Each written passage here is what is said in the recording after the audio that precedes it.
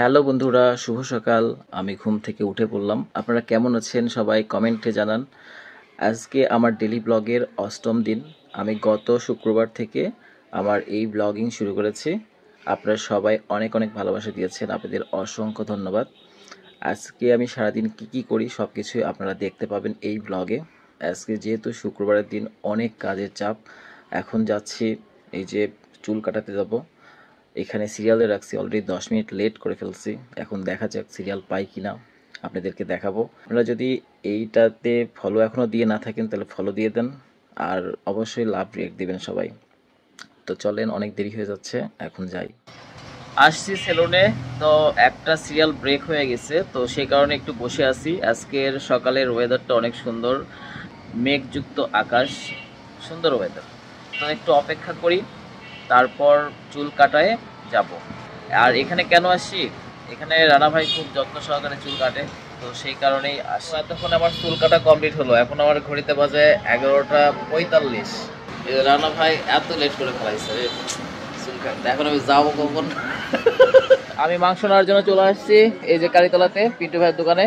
তো মাংস নিলাম, এখন একটু বিশ্বজিৎদার সাথে কথা বলতেছি। আমাদের প্রতিদিনের দেখা হয়, কিন্তু গতকাল দেখা হয়নি, আজকে দেখা করলাম। এখন বাসায় যাব, অনেকগুলো কাজ আছে, ওই কাজগুলো কমপ্লিট করব। সঙ্গে থাকবেন। বাসায় এসে পলিথিন থেকে মাংসগুলো বের করলাম, তারপর এটাকে সুন্দরভাবে ধুয়ে দেখেন কত সুন্দর লাগছে এখন দেখতে। আপনারা দেখতে পাচ্ছেন থালাতে আলু, পেঁয়াজ এবং রসুন সুন্দরভাবে ধুয়ে কাটা আছে। এটা করতে আমার ভাই হেল্প করেছে। এবার মাংসগুলোকে মশলা, লবণ এবং তেল দিয়ে ভালোভাবে মাখিয়ে কিছু সময় রেখে দিলাম।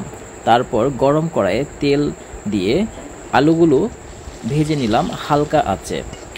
দেখেন একটু হালকা লাল হয়ে গিয়েছে, আলুগুলো উঠিয়ে রাখলাম। এবার এই তেলে পেঁয়াজ রসুনগুলোকে হালকা ভেজে এর মধ্যে কাঁচা মাংসগুলোকে ঢেলে দিলাম এবং তারপর এটার মধ্যে কিছু পরিমাণ জল দিলাম এবং তারপর আরও ভালো সিদ্ধ হওয়ার জন্য এটাকে ঢাকনা দিয়ে ঢেকে রাখলাম। তারপর ঢাকনা তুলে এই আলুগুলোকে এটার মধ্যে ছেড়ে দিলাম।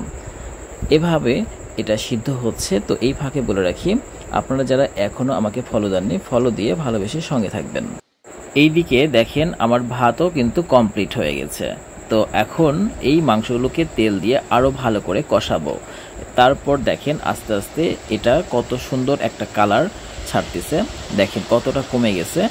আর এটার সুন্দর একটা কালার আপনারা দেখতে পাচ্ছেন, পুরো একদম মানে সেই রকম লোভনীয় একটা কালার আপনারা দেখতে পাচ্ছেন, কত সুন্দরভাবে এটা ফুটতেছে। তো এটা হচ্ছে আমার মাংসের ফাইনাল রেজাল্ট। তো আমার মাংস রেডি, এখন গরম ভাতের সঙ্গে আমরা গরম গরম খাবো। আপনারা খেতে পেলানোর জন্য মন খারাপ করেন না, আগামীকাল আবার দেখা হচ্ছে।